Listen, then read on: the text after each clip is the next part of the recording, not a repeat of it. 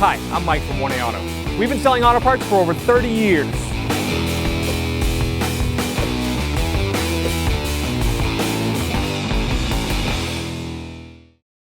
If your key fob doesn't work and you're locked out of your Volkswagen, one way to enter the car, underneath here, pry up.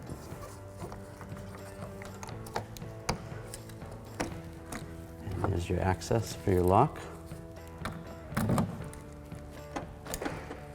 You can open your door.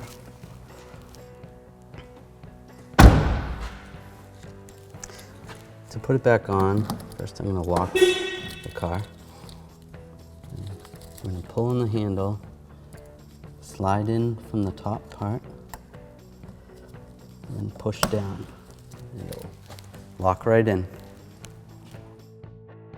Thanks for watching. Visit us at 1AAuto.com for quality auto parts, fast and free shipping, and the best customer service in the industry.